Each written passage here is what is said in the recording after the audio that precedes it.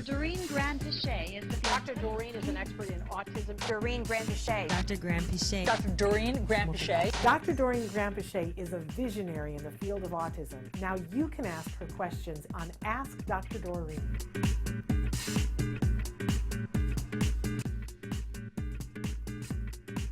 Ka had written in earlier and wanted to know what your opinion is of private schools that are perfectly set up for autism, ideally set up for autism, because here's the good news.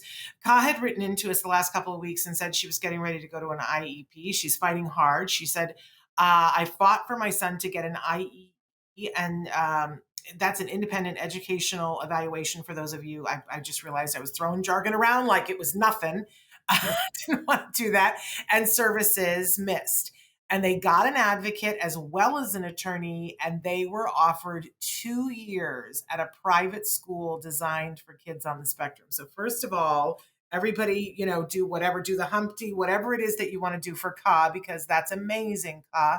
That doesn't just grow off of trees. That's the hard work that you did. But now she wants to know, is that a good thing? Is that something that you would recommend, a private school for autism? And there's the point. I'm not sure. I don't know. So this is a very important moment where you will need to go and observe. There are pros and cons. So let's talk about those a little bit right here. And it depends on your child. Every child is a little bit different. Let's say you start by going in and observing the school. If the school is chaotic and understaffed, forget it. You're done. That's that. Because the number one thing about being in an environment with other children who are all on the spectrum is that they will have their own challenging behaviors. Every child will.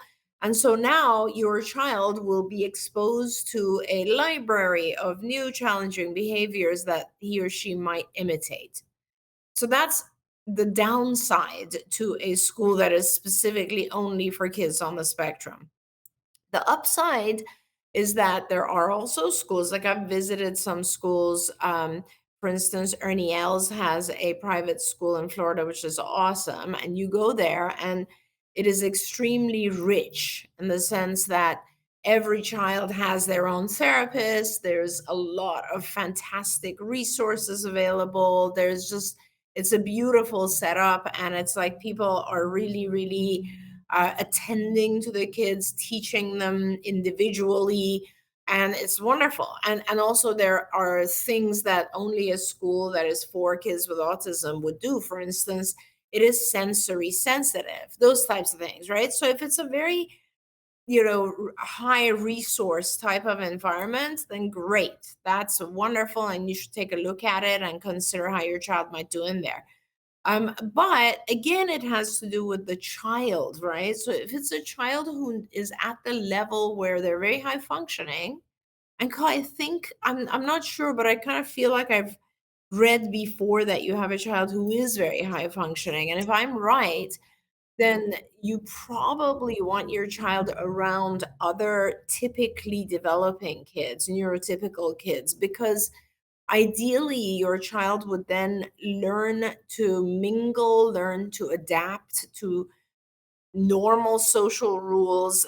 They will generalize, they will behave like the other typically developing kids.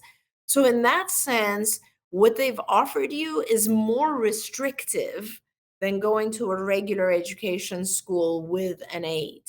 So you kind of like usually in the past, we used to say like, okay, so special ed is good for certain kids, but then at a certain point when our kids are ready to integrate and ready to kind of, socialize with neurotypical kids, then it's too restrictive and the child has to move into a regular education program. And then we will have an aid with the child. And sometimes our kids are so high functioning or have learned so much that even putting an aid in there is a little too much. And we will put an aid in there, but it'll be an unknown aid. So it'll be someone that the child doesn't even realize is there just for them.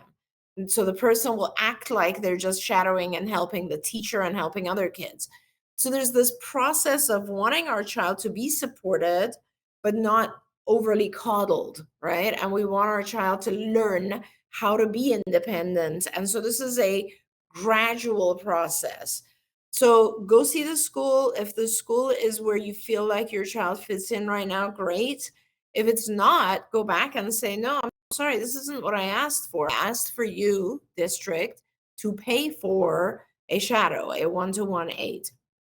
So she did write back and say that she did observe. She went in and observed, and it's amazing, especially for my son with a lot of sensory needs. He will have 3 kids in his class. That is an AAC classroom, as my son uses an AAC device. He will have Okay. an aid as well as an RBT. He will have a sensory room, a gym with bikes and scooters and games. My son has a lot of sensory, so this is amazing for him. My son is level Great. 3 limited language. Then this is perfect, Coven. It sounds to me like you are actually in the right place. And that's wonderful. And go in and, if he's thriving, then I think you will need to go back and fight for more than just 2 years. There we go. And when you show them how effective it is, you'll have the ideal fight to get the 2 years. Congratulations, Ka. That happened because you worked it. You worked hard Yeah. and stood up for your child. So give yourself a rah-rah.